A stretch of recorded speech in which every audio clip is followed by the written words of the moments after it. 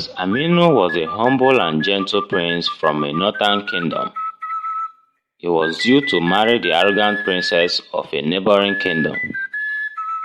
His father, the king, wanted him to marry her in order to keep peace between the two nations. The two nations have a history of war and bloodshed in the past years. But since Aminu's father took over the kingdom as a king, he has tried all he can to keep his people away from unnecessary battles. So he and the other king initiated the marriage as a form of truce. However, Aminu did not love the princess, and he knew that she would not make a good wife for him. He tried all he can to avoid her presence, and when they see each other, she would treat him like trash. She would disrespect Aminu's servants and will try to punish them in front of Aminu, but he would stop her along the way. She would brag about her father's wealth and power, how she will change the interiors of Aminu's palace as soon as she becomes the queen. One day, Aminu was walking through the palace gardens when he met Nora, the daughter of the palace guard. Nora was a kind and beautiful young lady. She was the most beautiful lady Aminu has ever set his eyes on ever since he was been in the palace with his father. She had a charming smile, and so Aminu was immediately drawn to her.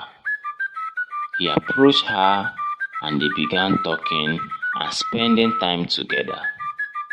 Aminu quickly fell in love with her. When Aminu's father, the king, found out about Aminu's love for Nora, he was furious. He told Aminu that he could not marry Nora as she was not of royal blood. Aminu was heartbroken, but he knew that he could not disobey his father. The next day, Aminu was forced to marry the arrogant princess. The wedding was a lavish affair, but Aminu was miserable. He knew that he had made a mistake, and he longed for Nora.